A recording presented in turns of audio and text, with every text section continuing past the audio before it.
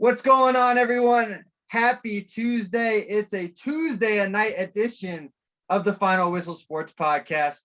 I've got a real treat for you guys today. I have Justin Marville, host and founder of the This Just In Sports Show. Justin, how are you doing this evening? And thank you for taking some time to come join me and talk sports.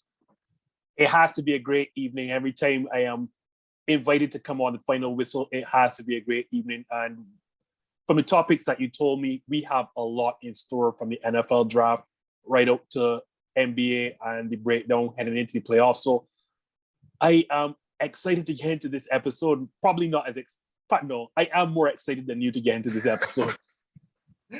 Well, without further ado, let's dive right in. I mean, we're going to first start off with some breaking news that took place yesterday. Julian Edelman, New England Patriots wide receiver, one of the greats to ever do it in the Patriots uniform, announced his retirement yesterday evening. Justin, what was your overall first impression of what took place, and what is his legacy in the NFL and with the Patriots, in your opinion? First, it was surprising that this is the way that he would go out, because if there was anyone who embodied being a tough guy, it was always Julian Edelman. And for a guy so small in stature, he was like, he never, shied away from going over the middle as a slot receiver, and the punishment he took. And to realize that this guy is going out due to injury is just really, really sad, because I always will remember him as a tough guy. The guy who is like a feel-good story, like, a guy who never got major scholarship offers, was a quarterback at Kent State, not drafted, and then you see what he becomes. A 7th round draft pick, and then, becomes one of the more glorified Patriots wide receivers, not named Randy Moss or Wes Welker. 3-time Super Bowl champion, and as we know, also a Super Bowl MVP for a guy who's drafted in the 7th round as a quarterback out of a small college like Kent State. Just a great career for, as I said, where he was drafted, and it's really heartbreaking to see that he was forced into retirement via injury. Absolutely. Again, I agree with you there. He's an Iron Man. That's how we envisioned him. He'd be played broken. He played broken probably 95% of his career, and he was always dealing with some injury that he was playing through. And he was one of those few quarterbacks that was able to transition to a different position, played wide receiver, made that transition in the NFL, and was extremely successful at it, took over the slot, really fulfilled that Wes Welker role after Wes Welker ended up making his departure from New England. So very unique to see, feel-good story. It's really disappointing to see that injury has lingered on and carried into him, because I really thought he was moving to Tampa Bay. I thought Tom Brady had him on the line. That I heard it was in the works from a couple of the people that I was working. He was really trying to reel him in. I'm almost certain there is not an NFL fan out there that didn't think he was en route to Tampa Bay when you heard that he was cut due to injury. But then minutes later, we found out that he was really retiring. And yeah, I honestly thought, well, they're going to replace Antonio Brown with the ultimate slot receiver guy, and, well, another championship for Tom. But unfortunately, it was not to be. Yeah, so we're going to jump now into some different talk, as we're going to actually do a crazy segment that I started up and created. I know some other podcasts and other sports shows have done it, but we're going to have a little bit of a twist on it. We're going to do a NFL mock draft. Justin will have the first pick, and it will go every other pick. So I will have all the even picks, and we're going to do the first half up to number 16. For how this mock draft is going to work, we're not going to predict trades. We're just going to go based off how the current draft is set up. So we do have Miami moved up, as well as the Niners moved up, but we're going to not focus in if there's going to be any potential trades. We'll talk about some potential trades after the mock draft unfolds. So, Justin, you are on the clock. Who is the Jacksonville Jaguars taking?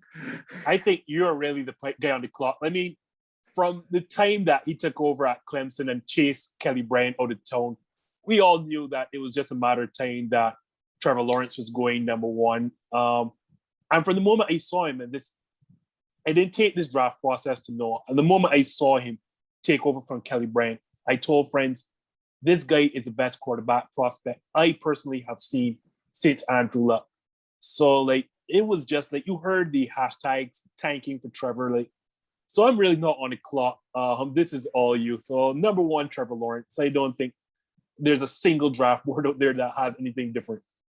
I agree. I think it's pretty much cut, set, and dry that it's going to be Trevor Lawrence as the top pick with Urban Meyer. So I am now on the clock. I have the New York Jets, the second pick. I've actually, a lot of my following are Jets and Giants fans. So, I mean, this has pretty much been inevitable. I think it's been pretty foreseen and pretty clear how this is going to go. It's going to be Zach Wilson, the quarterback out of BYU. I don't have Zach Wilson as my number 2 quarterback personally, but we'll talk about that a little bit more later. But Zach Wilson, you've seen the plays that he's created at BYU, especially in this last season. The year before, his tape was a little bit of a mixed bag. So you're trying to see how is he going to take that next step into his senior year. He can make every throw imaginable. It is pretty ridiculous. And many people have seen and said glimpses. They're not comparing him to Patrick Mahomes, but you can see the glimpses of Patrick Mahomes. And I think with the Jets, they have moved on from Sam Darnold. He is now in Carolina. It is pretty clear cut that it's going to be Zach Wilson. So I have Zach Wilson being the new face of the franchise for the New York Jets. Now to the number 3 pick. What are your thoughts on Wilson? And you're now on the clock for the San Francisco 49ers. So, and I don't want to make it seem like I predicted this, but as you would know, I have a live on Instagram with Adam Lewis from the What Offseason Pod every Thursday night. You've been on as well. Yep. And I told him months before, when the draft process was now starting, when the season was done, I know everyone likes Justin Fields, and he does too. But when I got to see some tape, when I got to see some tape on Zach Wilson, I'm like, wait a cotton picking a minute. Hold on a second here. And I'm like, wow, this guy, as you mentioned, there are shades, and I'm not trying to compare him to Patrick Mahomes as well, but you see the ability to throw off platform, the ability to make plays, extend plays, to throw the ball all over the field.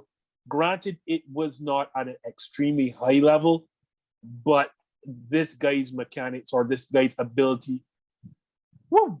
And I also said then the pro day only made it, worse for me. That was like, yeah, this guy's going number 2 overall. Especially that circus throw he made, roll into his left and throw into the cross his body, down opposite hash, in stride. In stride, like the receiver didn't have to hold up or break stride to wait for that football. It was there in stride. I'm like, yeah, this guy's going number 2 overall. So turn it off. Like, this draft really starts at the San Francisco 49ers, and that's where I'm picking now. So let me put a caveat to this. If I was John Lynch, I would be taking either Trey Lance or your guy, Justin Fields, at number 3. So if that's me. Okay. Because the potential of those 2 quarterbacks is extremely high. I don't see why I would give up a whole ton of draft capital to get up to number 3 to get a quarterback just to fit what I'm doing. Like, if I'm getting to number 3, this guy, in my estimation, has to be putting me over the top, especially when I have a championship caliber defense and a team that's ready to win right now in easily the toughest division of all the NFL. That being said, everything points towards Matt Jones. And so to make sure that my mock draft does not get spoiled in a couple of weeks' time, it has to be Matt Jones. I see the look on your face, and that's how I felt. I mean, when I heard. As a Bay Area native, I'm from the Bay Area. I mean, I've lived and grew up watching the Niners and the Raiders. If you take Mac Jones, you're putting yourself in the hole for the next 4 years behind everyone in that division. And you already might be behind them at the moment. That's like, Jimmy G is not an answer. I agree. Somebody that's elite. And so, as I'm here sitting down in the draft person's chair, let me give the positives. It would seem that Matt Jones is an extremely intelligent quarterback, very good pre-snap reads, does not miss wide open throws, and as we know, Jimmy Garoppolo missed a wide open throw that would have given the San Francisco 49ers a Super Bowl. That being said, Matt Jones does not nearly have the athletic talents of any of the four quarterbacks who should be chosen above him. Matt Jones's athletic ceiling is about as high as mine. Okay. Matt Jones's numbers, and I'm going to say this quite rarely, they are inflated because when you look at the players he played around, and I mean, granted, Matt Jones seems to deliver a good ball and on time. You are playing with Jalen Waddle, probably first, second, or third wide receiver off the board. The first round talent, no doubt. Mm-hmm. Devonta Smith, who is months removed from winning the Heisman Trophy and arguably the greatest wide receiver season ever seen in college football. Mm-hmm. You have played in your backfield with the best running back in the draft in Najee Harris, who is also a great wide receiver out of the backfield. These are all first-round talents. And an offensive line who probably man for man at some point will all come out in the first round. Eventually, you are playing on a loaded Alabama offense. I do not know if I can look at your numbers and extrapolate them to the NFL. Yeah, I agree. I think it's going to be really unique to see. So now I actually think this is where the draft really gets cooking, because if I'm the Atlanta Falcons, I'd be trading out. But I would too. I would trade out. I think we'll talk about the Atlanta more specifically later on after we finish this. But if I'm the Athletic Falcons, I am not going quarterback, because Matt Ryan is not the problem. No, Matt Ryan has never been the problem. So at this point, I think it's too high to go with the defensive prospect, because that's what they really need help with. Yeah, it's too high. But so this is where you go the best player available, and Kyle Pitts is the best player on my board over Trevor Lawrence. Actually, I have him the best prospect in the entire draft. Go get yourself a tight end. Give yourself now a 1-2-3 headed monster on the outside with Calvin Ridley, Julio Jones, and then you add in Kyle Pitts. You put yourself right back into contention to score with anybody in this league. So even though your defense has been absolutely atrocious, you can hopefully be able to score enough to at least keep yourself in games. So Kyle Pitts is my pick for the Atlanta Falcons. You've destroyed my board now. Destroyed your board? Completely destroyed my board. But I kind of anticipated that, because I agree with you. I have in some order Trevor Lawrence or Kyle Pitts as the best player in this draft. They want to in some order. Yeah. And I think there's a significant drop-off after that. So now that you have destroyed my board, I am number 5, Cincinnati Bengals. And so let me give the caveat here again. If I was taking best player available, I mean, you've taken Kyle Pitts away, I would think hard about Jamar Chase at this spot, especially considering that he has a rapport, obviously, from that championship winning season with Joe Burrow. Mm-hmm. But I am also a guy who does not believe in taking wide receivers in the lottery part of the draft, because you can find equal and better. Yeah, you can find production late on in the draft that we've seen. Like just last year's draft, the best rookie wide receiver was Justin Jefferson, and he didn't come to the middle or later part of the first round. Yep. So I have an issue taking a wide receiver in the first 5 spots. This is not to say that Jamar Chase does not belong here, but I'm going to go with Penei Sewell. I don't think you can go wrong. And in talking to, I had Joe Murray on my show a couple of weeks back, and he dropped a great stat. The position that has generated the most Pro Bowls inside the first round has been offensive line. And you just can't go wrong here with the best offensive lineman in the draft. I mean, we just months ago saw how Joe Burrow's season ended for Cincinnati, and you just don't want this guy scrambling for the rest of his life. So Penei Sewell from Oregon, my number 5 pick for Cincinnati Bengals. I agree. That's where I completely would have gone as well. Sewell here, I think it's pretty much a no-brainer, especially with Joe Burrow coming off of the injury. And Sewell is my 3rd overall prospect in the draft. I think, That would be your smart move there. All right. So for number 6, I have the Miami Dolphins, who are on the clock. And I'm actually going to rekindle Tua's relationship here. And I'm bringing in Devonta Smith out of Alabama. You have Will Fuller. You have Devontae Parker. You've got 2 solid 1-2 wide receivers out there now. You also have a solid tight end in Mike Gesicki.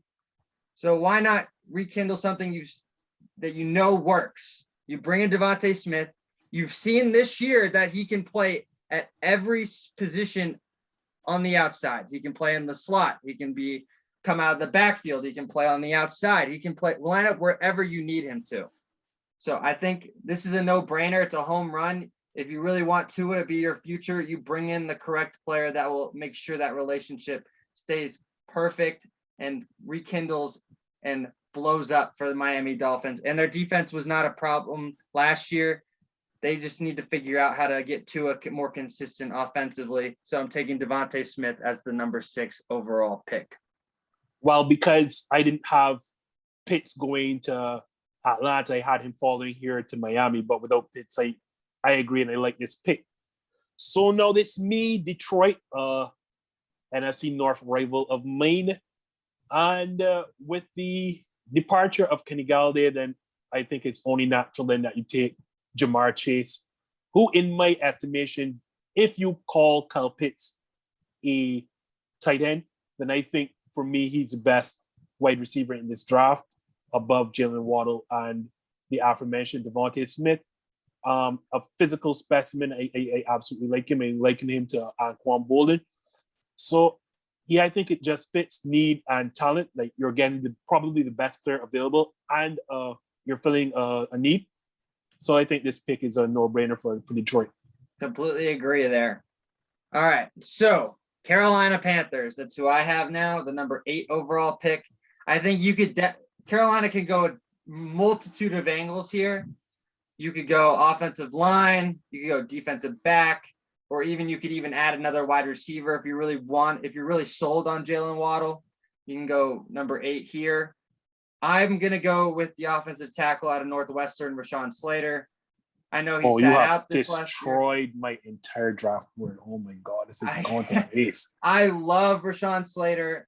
I think there's a huge gap between it's Sewell, him, and then there's a huge drop off to the next offensive lineman, in my opinion. And he really he didn't play this past year, but I think that was probably a smart decision to sit out. Northwestern was okay. They weren't great this year. They did make the Big Ten championship, but still, I don't think it really would have suited his mindset for what he was trying to do. And you can put him out on the left side or the right side. I think you'll probably put him on the left. You'll be able to move I can't think of the tackle off the top of my head now, but you move him into guard because he knows how to play guard as well. So I think that's a no-brainer there for the Carolina Panthers. You go Rashawn Slater, number 8 overall out of Northwestern. Well, so now the Broncos, who in my estimation won't be choosing here, by the way, if they expect them to move up. Yep. But with our draft, this fits perfectly because the area of need and the best player available has fallen to them. So your guy, Justin Fields, is right here for the taking. You haven't taken Fields any earlier, right? No, Fields is still available on our board. I had Fields going to San Francisco on my personal board, but right. Go ahead. Justin Fields is there. Justin Fields, Broncos. I like Trey Lance a lot, but because Drew Lock is so bad, Denver needs somebody who can play right away. And I think Trey Lance is a year or two removed from that.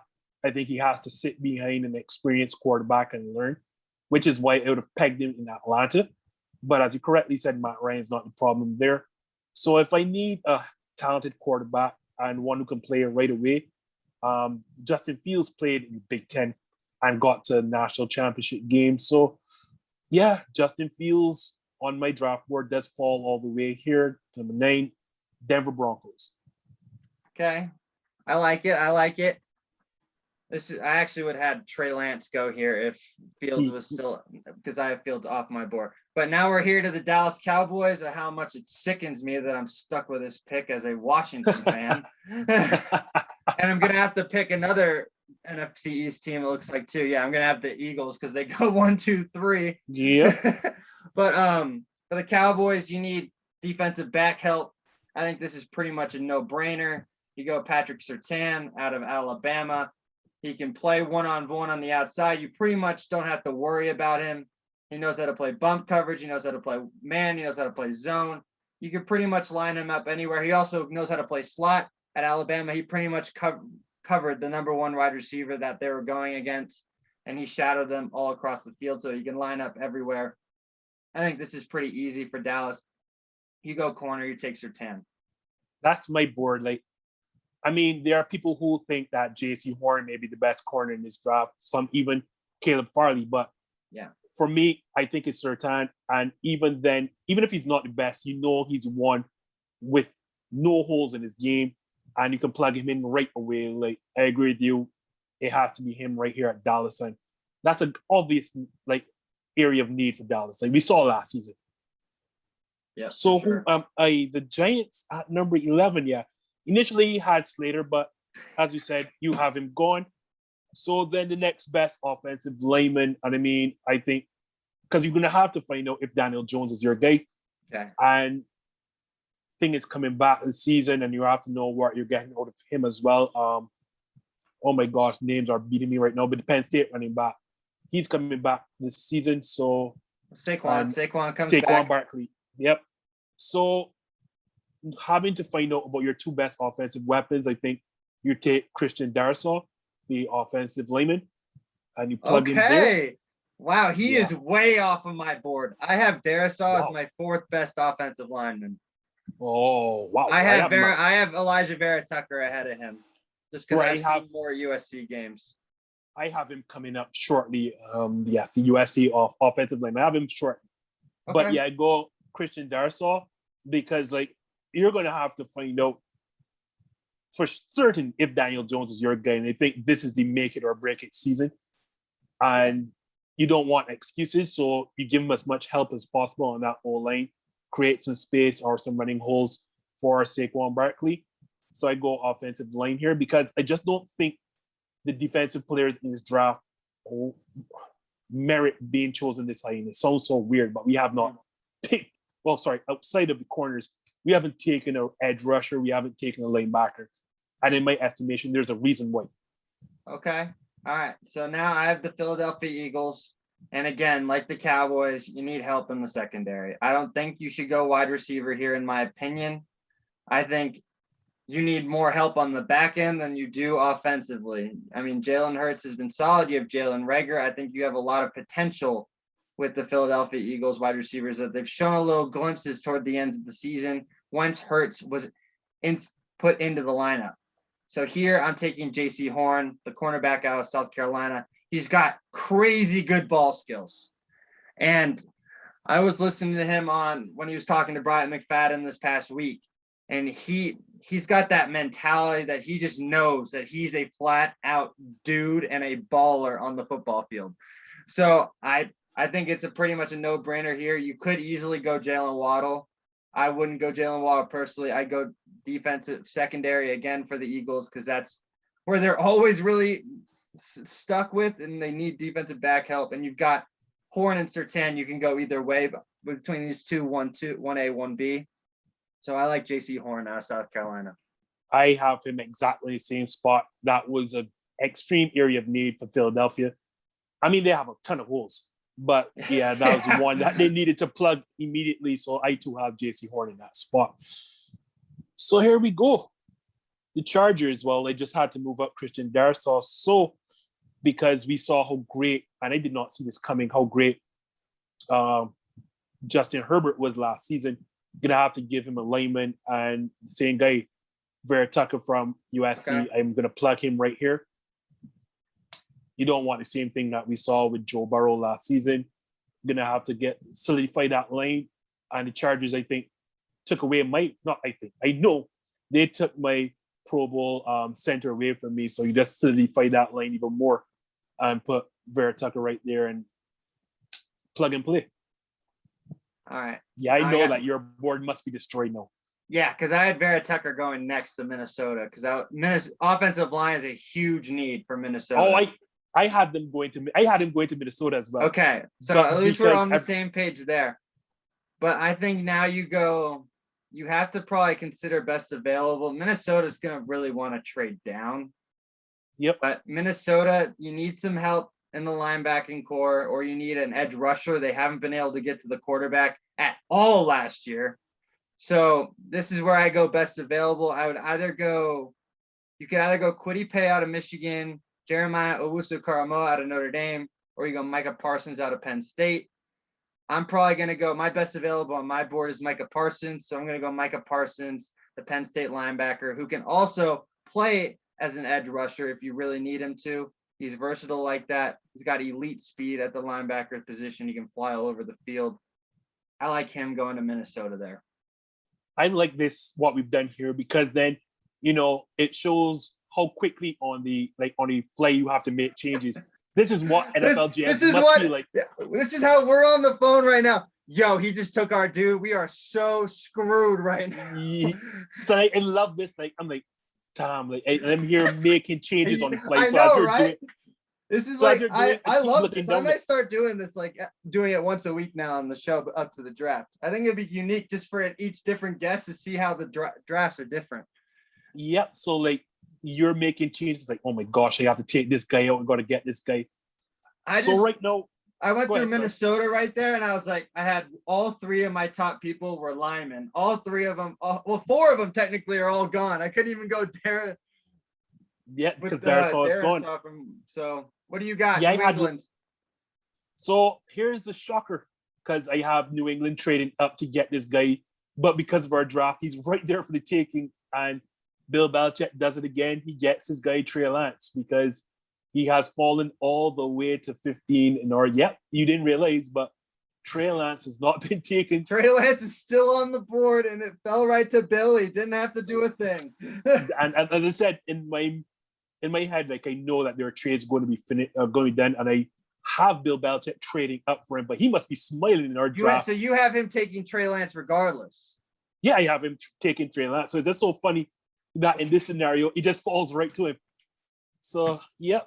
That's great. The hoodie did not have to move anywhere. He gets his quarterback for the future. And we know Cam Newton is on a 1-year deal. So that's perfect, because as I said before, Trey Lance is a guy you see having to sit for a year or two to fine-tune and polish those raw skills. And that works perfect. You saw all the moves that the Patriots have made in the free agency. And you've got two great tight ends, Jonnu Smith and Hunter Henry from the Chargers, I believe. That is just going to work. That's going to be a rookie quarterback's perfect release valve. So the hoodie gets his guy Trey Lance at number 15. Does he play, or does he sit the whole year? Depends on the situation. I say if the Patriots are in a position to make the playoffs and are actually good, then he sits.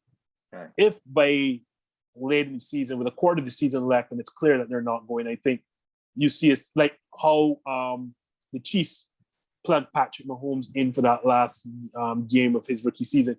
I see a similar situation if either you have a season wrapped up or you're out of the playoffs completely. I see Trey Lance getting in sometime late in the season. All right, I like it. All right, so our last pick of this mock draft that we're doing, we're stopping halfway through. We are with the Arizona Cardinals, who has been the team that has made pretty much every move imaginable. They even landed James Conner this morning. So, come on. I mean, the Cardinals have done pretty much everything imaginable on the offensive side of the ball. So that's definitely not the problem. You can go a multitude of ways here. Do you get another pass rusher for the Cardinals? I personally, if you're in the NFC West, you're going against so many stud wide receivers and elite wide receivers on the outside. You have Cooper Kupp, Robert Woods, DK Metcalf, Tyler Lockett, even Ayuk from San Francisco. He's a stud. You need somebody that can absolutely run with him, and Patrick Peterson is no longer there. He is with the Vikings. You take the final 1A, 1B, 1C corner. You take Caleb Farley out of Virginia Tech. That is the 16th pick. That's who I have going at 16 as well, oddly enough. To me, it was either the edge rusher from Michigan, as we mentioned before. But as you just said, you have such offensive talent in the NFC West, and Patrick Peterson is no longer there. So I think if Caleb, and I'm hoping Caleb Farley falls to me in the 20s, the Packers, like I really hope, but that's obviously not going to happen. So yeah, you better get on the phone and trade up, bro, because he ain't gonna be there. No, so yeah, I do have Caleb Farley right here at 16 as well. Who do you? I mean, you are a Packers guy, so who would you? Just because hypothetically, who do you want?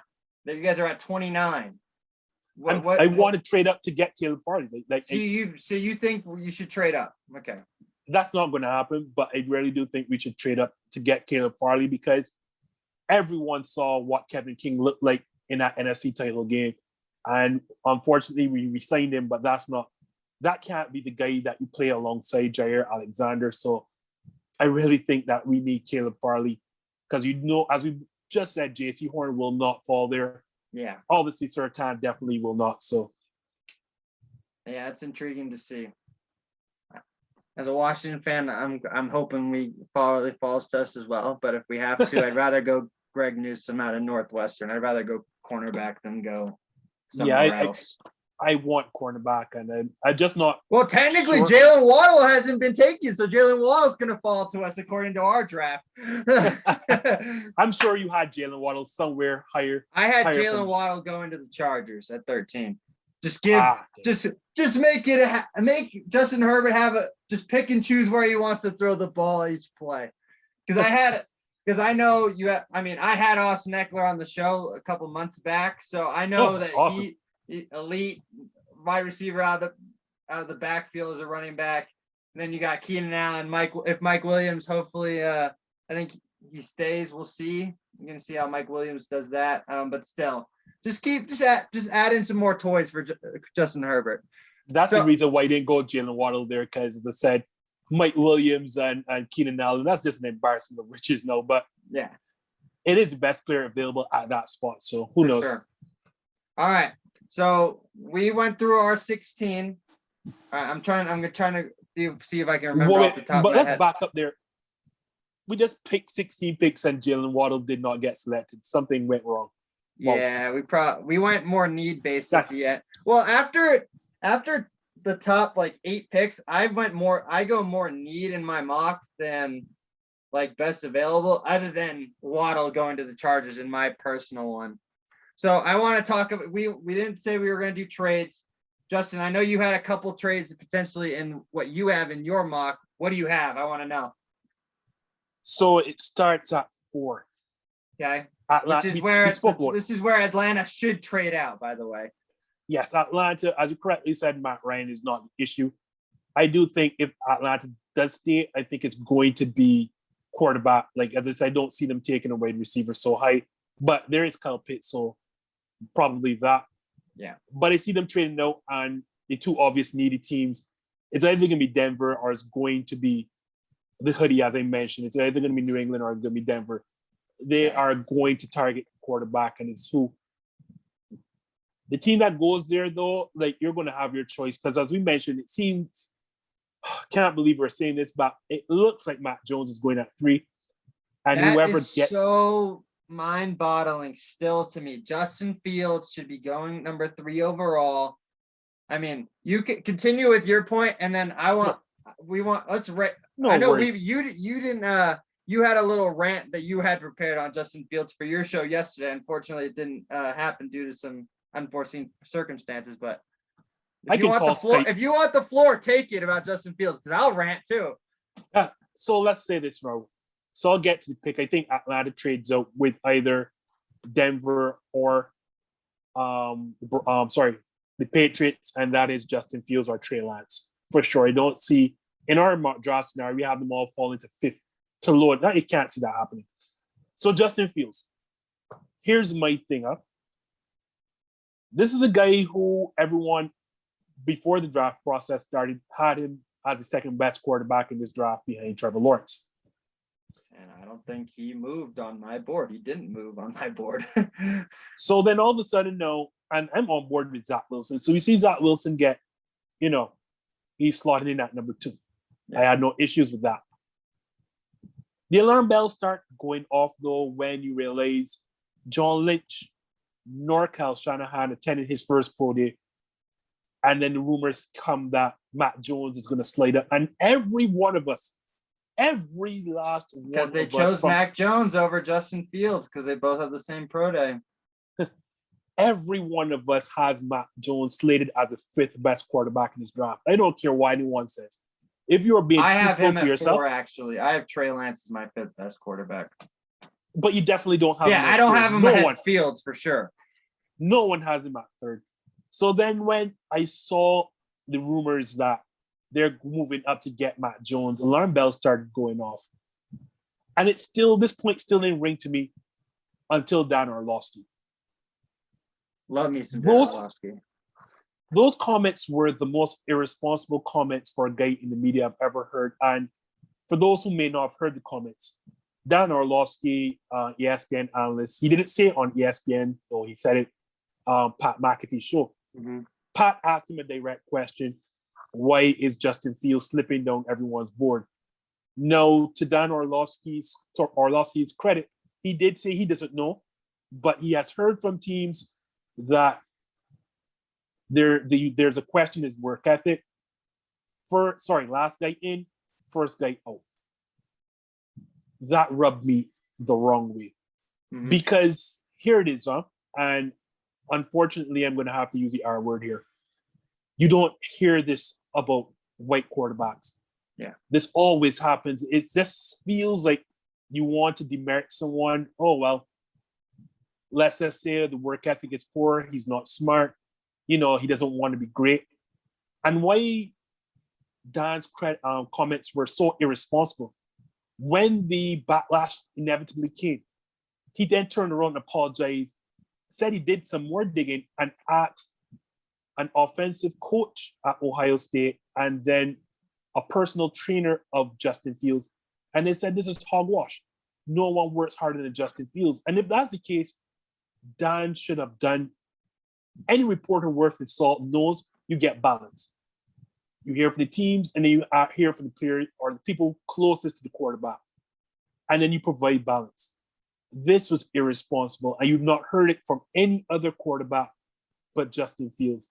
And you've not heard it about Zach Wilson, although we know he has a tendency of throwing up 50-50 balls. We have not heard this about Matt Jones.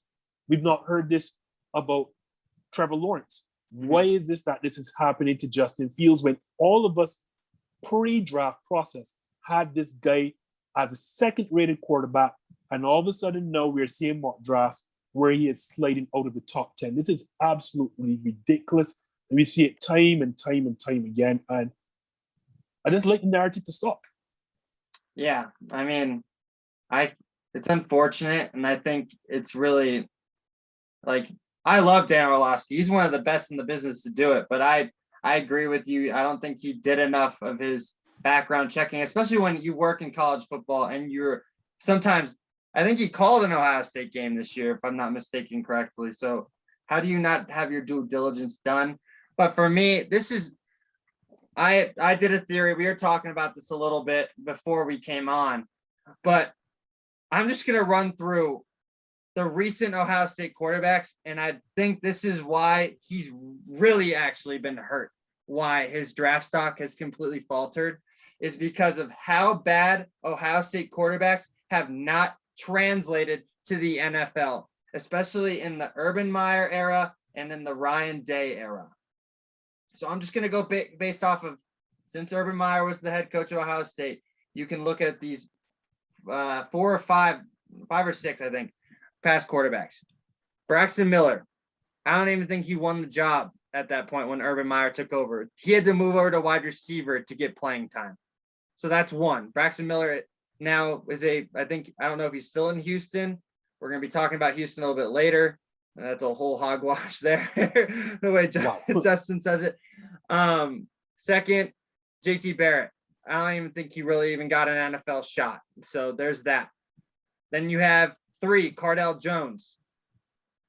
He's no longer in the NFL. He had his chance with the Chargers, and he ended up blowing that. He ended up having to play in the XFL. I don't even know what he came. I don't even know why he came out in the year he Yeah, did. he came out a year too early. It made absolutely no sense. He was riding on a high. Then he didn't even play 80% of that season. Then he declared because he knew he was going to lose the job again to Barrett.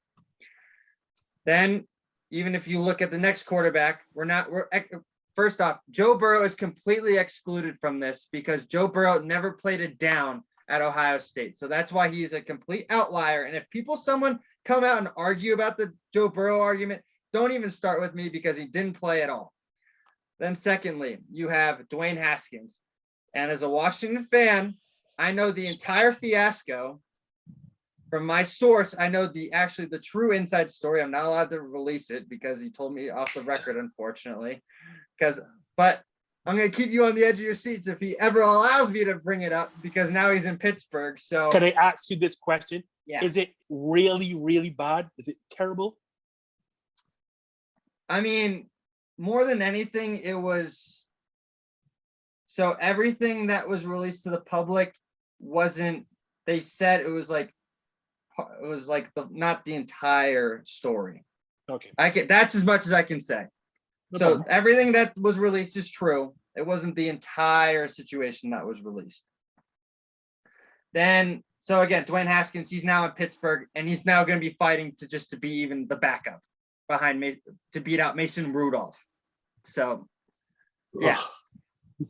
And I think that's really hurt Ohio State. And now Justin Fields is being impacted by the correlation of Ohio State quarterbacks, because if you watch Ohio State tape, 75, I can't say this exact number, but over 50% of their passing plays are crossing patterns or wide receiver screens. And the wide receiver ends up taking it an extra 20 to 30 yards after the catch because they are 5 to 6 yards open in comparison to how the play design is set up.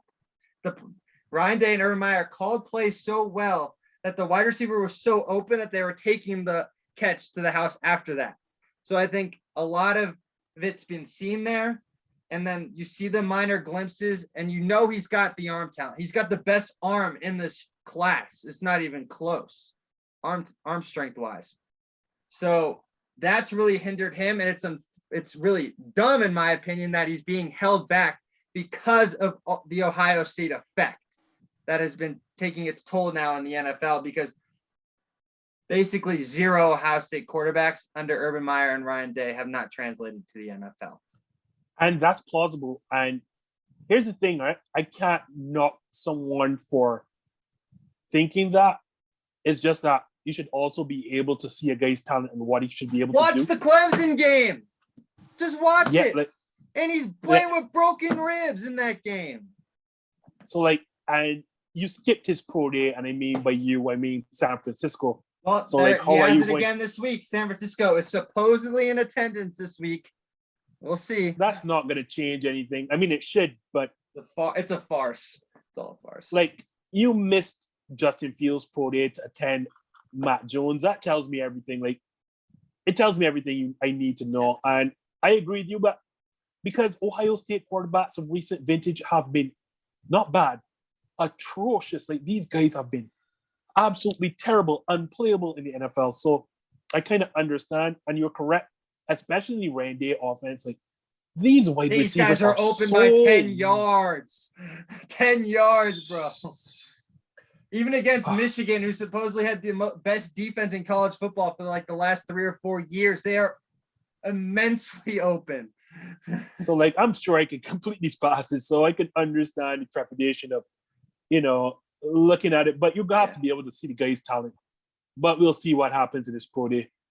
Yeah, for sure. I want to get your thoughts because I know you have New England actually trading up for Trey Lance. What do you see in him? Because I mean, he's only started one full season in my opinion. He doesn't have he's a project.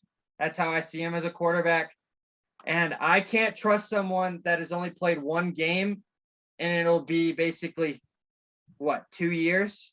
Since in 2 years, it'll be basically by the time he plays a preseason game, potentially, if they even do a preseason again, depending on how the whole situation's unfolding with the NFL and the players. 2 years you haven't played on a football field, basically, and your one game that you did play was to show off yourself, and you laid an egg. So what I see, essentially like that athletic arm, the ability again to extend plays, the ability to throw off platform. I know since Aaron Rodgers and now Patrick Mahomes, that has become a thing everyone is looking at. And reality is NFL defenders are now coming in bigger, faster, stronger. So you're going to have, this is why you're going away from the prototypical pocket passers, and hence why Matt Jones is such a head scratcher for everyone that is not San Francisco. You have, at some point, you're going to have to elude pass rushers to make plays. Like, that is no longer a luxury anymore. That's almost a necessity. It's almost like watching basketball. I remember back in the day, point guards, and I'm going to age myself, but I remember watching point guards back in the day when and one first came out, having hesitations or combining dribbles like an in and out to behind the back or in and out hezzy crossover. Those were, looked at as background basketball. No, every single point guard worth his salt has to be able to combine dribbles, combine crossover moves.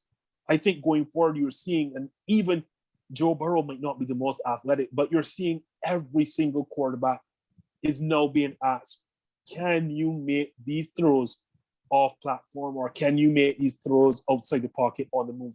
Because these pass rushers are now coming. You see some of the 40 times that these pass rushers are running. Like, it ain't any longer that you have these guys, you're plugging in guys who are just simply big run stuffers, people that are plug the middle. Everyone seems so athletic. They're coming with a thinner frame, and so they're running faster and they're just stronger. I'm not sure if you've ever seen the workout that Aaron Donald does. And this is a nose tackle. This is not somebody on the outside. This is a nose tackle doing this sort of stuff. A guy you put over center. And I'm like, gosh damn, that is your nose tackle now. So, yeah, and so in Trey Lance, sorry to go all the way around, but to get to my point, I see the athletic gifts in Trey Lance. Mm-hmm. As you said, he's a project, so that's why it has to be behind a veteran quarterback, and that's why I think New England's a perfect fit, because Cam has that 1 year, and he's going to sit behind Cam. Similar skill set, too. Similar skill set, and we know how Josh McDaniels likes to be able to use some of these traits. We saw how he did, because as bad as Cam Newton was last season throwing the ball, I mean, he was an athletic beast in goal-to-goal situations. I think he had 12 rushing touchdowns last season. So Josh McDaniels is probably foaming at the mouth trying to get Trey Lance. And that's why I think he's going to fall there. They're going to trade up probably, I don't know, they're going to try and target, I'd say, Carolina to get their guy. Okay. Speaking of mobile quarterbacks, there's been a little bit of the situation that's been taking place with one of the best quarterbacks in the league who has that mobility skill. That is Deshaun Watson. The accusations have continued to rise. It is now up to at least 23 confirmed women have confirmed of sexual assault, misconduct, whatever phrase you want to coin it. And Nike suspended their relationship this week as well. I think it's just become a very hectic situation in Houston. Just Justin, I think Beats by Dre actually canceled it altogether. Yeah, I think they got rid of him altogether. Yeah. That's how bad it is. He's losing everything. There's the sponsorships and endorsements. One of the first women that made an accusation finally came out publicly this weekend with a statement. So, Justin, what has been your takeaway? Supposedly the Eagles are still interested in trying to get him. That was released actually a couple hours ago, that the Eagles are still trying to inquire about him. How is this situation being handled, and what's your overall take? I'll say this, obviously none of us have been in those parlors, so we have no idea whether these people are lying or whether they're being truthful. We don't know, and I don't want to presuppose what's going on, because on the one hand, then I'm burying the guy. I don't know whether he's guilty or not. And on the other, I am making light of some serious charges, sexual assault. And as a father, obviously I have a mother, I have multiple sisters. I'm never, ever going to make light of sexual assault charges. That being said, I'll put this caveat in before I get to the football side. Okay. It is puzzling for me as Deshaun Watson, a professional athlete, and in my mind, the fourth best quarterback in the league. If I'm going to have somebody touch my body, and I'm just going to put this here on, we have to suppose that every single team in the NFL has at least one masseuse, one professional masseuse. Yeah. And I would assume that he has his own personal one. Mm-hmm. As a professional athlete that is so dependent on making money with his body, I would not have 20-something odd different masseuses or massage therapists touching my body. That's all I will say. I would have the team massage therapist and my own, and probably I'll just keep it to 2-3 maximum, a backup just in case I can't. Mine is busy. So I would hope that if indeed he is innocent, he will learn going forward that the people who are handling your body, and your body is the most important thing as a professional athlete, that you would keep going forward the people handling your body to a bare minimum. And I say that maximum should be 3. So not to go any further in the case because I don't know anything. Yeah, exactly. All I can say is before we talk about football is that I hope justice is served on either spectrum. However, Exactly. the result comes out, justice needs to be served. All right, let's Yes, transition now to the football side. So to the football side, I knew the Houston Texans were a badly run organization. I did not know it was this bad. And I'm going to explain to you why. It is clear that this man, for whatever reason, does not want to play in Houston anymore, right? And is prepared to sit out. Yep. How do you not trade this guy? Because you can't right now. Like, no matter how you spin it, like, this is damaged goods. Whether he's innocent or he's guilty, this is damaged goods, and you are not going to get what you could have when he first asked out. Yep. Especially when you look Miami, New York. I'll touch on those two first. Mm-hmm. Those are 2 division rivals, and we're seeing a changing of the guard in the AFC East. You leverage one against the other, and if you are Houston, you cannot lose because these are 2 divisional rivals who do not want to see that guy at the other team. They have the 2nd and 3rd pick at the time, respectively. And here's the haul that you could have gotten. Mm-hmm. You're going to get a young quarterback, whether it be Miami's Tua Tagovailoa or in New York's case, Sam Darnold. Yeah. You're going to get that person. You're going to get the 2nd or 3rd overall pick to draft another quarterback. So you have 2 young quarterbacks to do it out. If you don't like that young quarterback they're going to get, you're arguably going to get 2 more first-round picks because, as we've heard, the Bears made an offer of 3 first-round picks, 2 thirds, and 2 starters for Russell Wilson. And that's Russell Wilson, not Deshaun Watson, Russell Wilson. So you minimum would have been the same deal. Minimum would have been the same deal. Minimum. So you're going to get Sam Darnold or Tua. You're going to get 3 first-round picks, one of which would have been the 2nd or the 3rd overall pick, 2 thirds, and likely a starter or 2. How do you not make that? And instead, you decide to watch this situation unfold, watch New York decide to clearly move on and trade Sam Darnold. You watch Miami use a lot of their draft capital. San Francisco, who is also in the mix, you watch them get rid of all their draft capital to move up to number 3.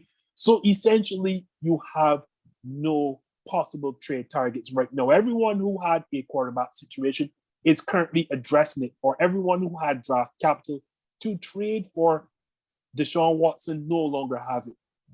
How are you this bad of a franchise? Yeah, I mean, they don't have a first-round pick, I don't think, for a little while longer, too. I can't remember off the top of my head. And if one of my friends, he's one of some of the co-hosts that comes on pretty frequently, Joseph Papandrea, and we talked about this off air one time before we came on, right before the Deshaun Watson potentially being traded came out officially. He was just like, I don't know what to do. JJ Watt's gone. DeAndre Hopkins is gone. Deshaun Watson's gone. I think I'm going to have to find another team. I can't watch him anymore. It's just like mind-boggling how bad Bill O'Brien dug this team into such a huge hole, and yet they keep digging. They still That's what I'm keep saying. digging. You're already rock bottom and you're still trying to dig through the rocks. I mean, just for Houston, I am so sorry, Houston fans. Like, you are in a world of trouble for the next potentially 5 to 10 years. 10 minimum 5, minimum 5. Like, you're going to be bad for a while, especially now. Like, as you said, Deshaun Watson should have been traded. He's damaged goods now. Regardless of what happens, you're not going to get what you want. He will hold out. He's already said that, and I can hold him to it that he probably will hold out. He realizes that there's nobody on that team to really help him. So why would he go out there and try and hurt himself when he has one of the teams that he gets hit most out of every quarterback, statistically speaking? He gets hit the most. Why would you hold on to him anyway? Because you had him last season.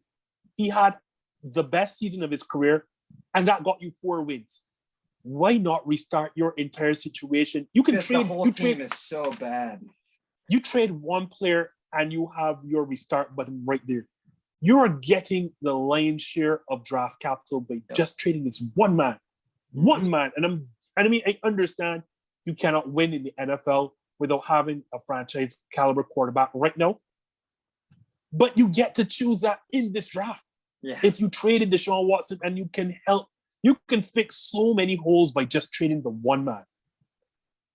The Eagles still want him. I doubt they're going to give him a lot, but the Eagles. And that's the thing, the Eagles don't have. They don't have anybody now. You had Carson Wentz as your entity to give away, and now he's gone. Like, they don't have what New York has in number 2 overall pick and all that draft capital. Miami still has a ton of draft capital, but they had number 3 overall traded pick. back already. They've already traded back. What are you going to get? Well, I guess they traded back and got draft capital. So basically, Philadelphia is your only hope right now. But it would not have been what the New York Jets would have given you. It would not have been what the Miami Dolphins could have given you. And it certainly, because as we see now, what San Francisco gave up just to get to number 3 overall pick, it would not have been what the 49ers would have given you. Puzzling. Well, Houston fans, you're going to suck. We're just going to put it blatantly. You're going to suck. Let's jump now into some NBA talk before we wrap up tonight. We're going to talk briefly about some stuff. We're going to talk about a little bit about how the buyout has really hindered some teams to really work, and how it's pretty much just turned into title chasing for players. But first, devastating news took place last night, and it's been confirmed this morning. It was not a pleasant sight if you were watching the game on ESPN last night. Jamal Murray has officially torn his ACL. His timeline is unknown, but if anybody knows how a timeline of a recovery of a torn ACL is, he will be done for the rest of the season.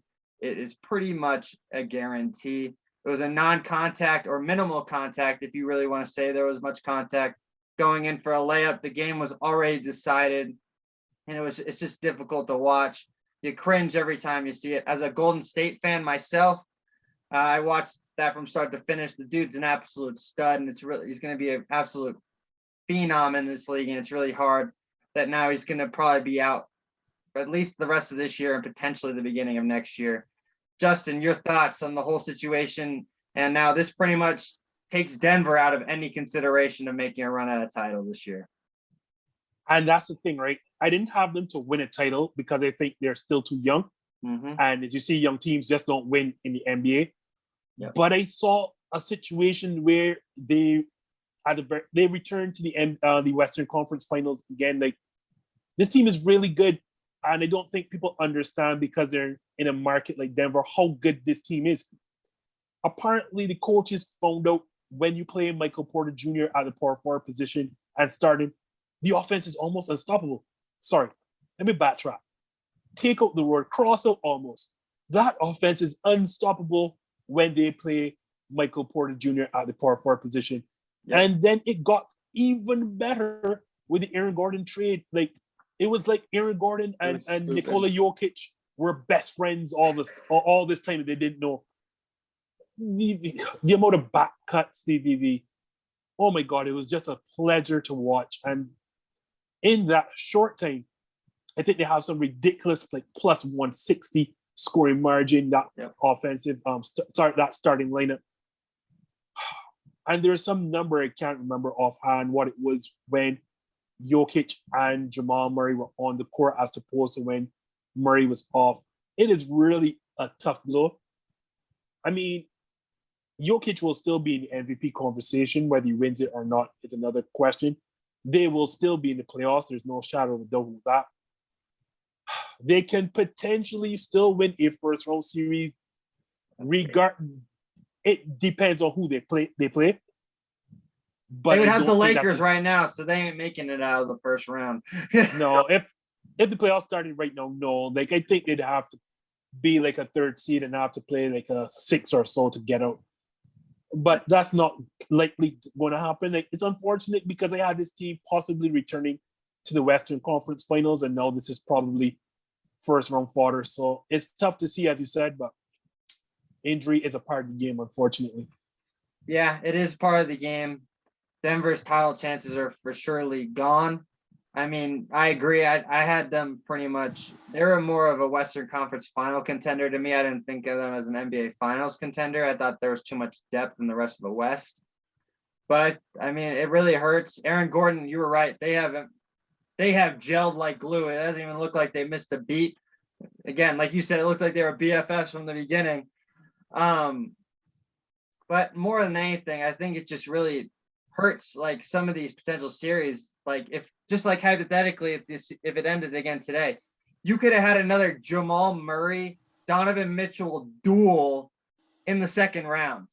Like you could have had a revenge storyline of how special they were against each other in the bubble.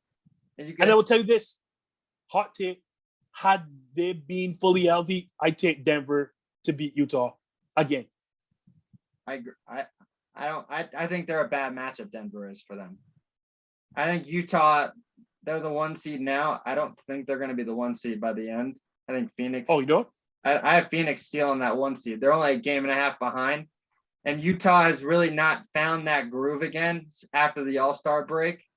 So I think, and just what Chris Paul has done to teams in that year, he has exceeded the win total in his first year that they always had the year before. Exceeded it every time. So I love that matchup with Phoenix. But let's, before we wrap up, I want to get your overall take on the Western and Eastern Conference as a whole. What has been your biggest takeaway? For me, it's been the resurgence of the Atlanta Hawks. What they have done in the second half of the season has been absolutely absurd.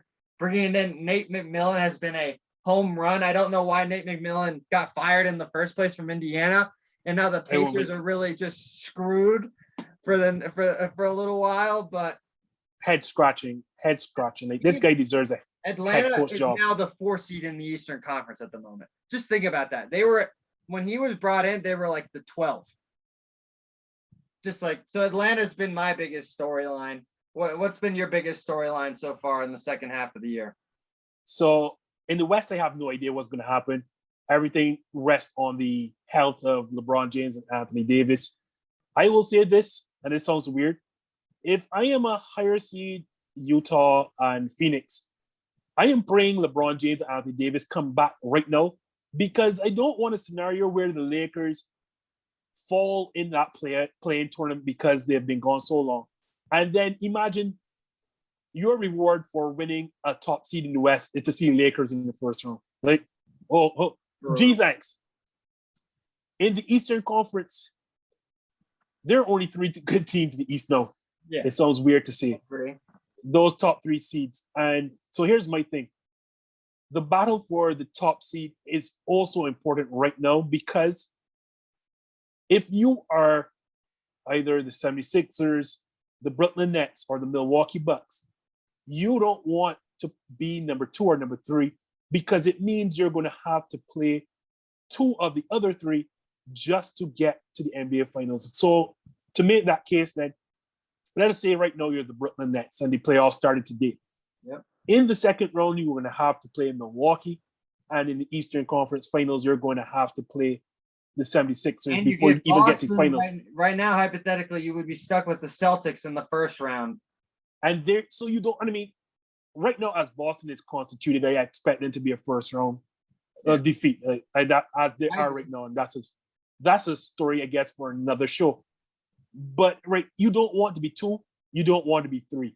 You really, if you're Milwaukee, you're Brooklyn, you're Philadelphia, you want that 1 seed as much as possible because you don't want to have to play the other 2 twice before you even get to an NBA Finals.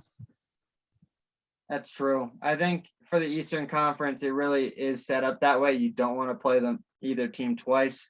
Right now, the Sixers are at the top seed, half a game behind is Brooklyn. Then Milwaukee, I think they might be too far behind already. They're already 4 games back. I don't think that's going to be enough to jump both of them. So I think Milwaukee is screwed. Yeah, especially because Giannis hasn't played, especially at all in really the last week. But yeah, again, the East is going to fall down to those top 3 teams. We understand how big of a drop off there is after that. I mean, the Heat could probably give one of them a series. That would probably be it. But the Heat would need a perfect matchup. The Heat have to get set up like how they were in the bubble, how they were matched up perfectly defensively against each squad. Again, the West, you could easily have those top 4. You have 4 or 5 teams that could easily represent the Western Conference. You just don't know what you're going to get. And if Portland gets healthy, and I'm not telling you they're going to come out the West, but Portland can be very, very dangerous. I'm not sure. They can easily push every game into 7 series with just Dame and CJ alone. If Nurkic comes back at some point, that is a very, very tough because I love Robert Covington. And what you've done there, Portland is a very, very dangerous team. I don't expect them to get out because they have a thing against teams being led by small guards unless you're a Golden State and Steph Curry. Well, I think that's why they made that Norman Powell move because he's a little bit of a smaller guard, but he is a physical defender. That's what he's been known for as a 3-and-D dude. And Gary Trent was more of a small forward type. Now you have a guard that you can really bring in and lock in that best guard on the other team if you really had to. I think that's why they brought him in. You can get Norman Powell and Robert Covington to rotate and mark LeBron James or Kawhi Leonard because that's essentially what you have them there for. Yep. Lastly, Justin, we're going to talk about the buyout. Personally, I think it's been absolutely horrible for the league this year. It just basically has turned itself into an opportunity where you have players that are getting paid elite level money to be potential perennial all-stars. And now basically they have taken the minimum because their buyout, they don't have to worry about money because of the buyout, of course. And now you can go take a minimum somewhere and go title chase.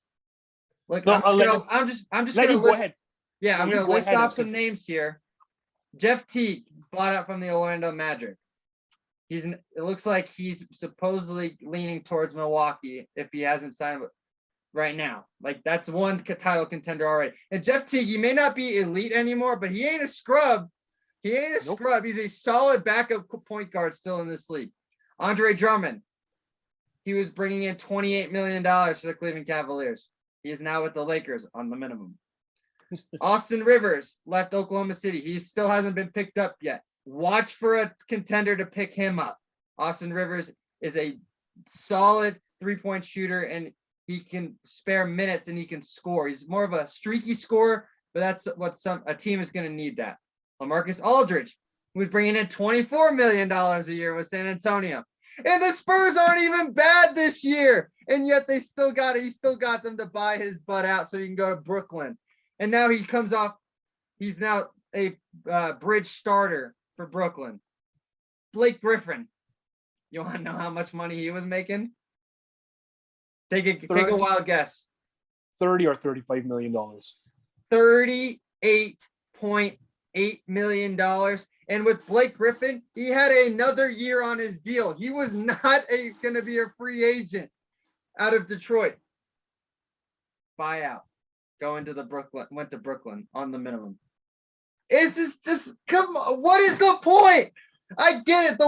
My Warriors created super teams, and now it's going to freaking be a part of the NBA for the rest of the freaking time. I'm so upset. Good. I'm happy I won titles, but still, come on. Justin, take the floor. I need to sit, relax. I'll say this. The teams put themselves in this situation. There's a reason these players are being bought out because you've made bad signings.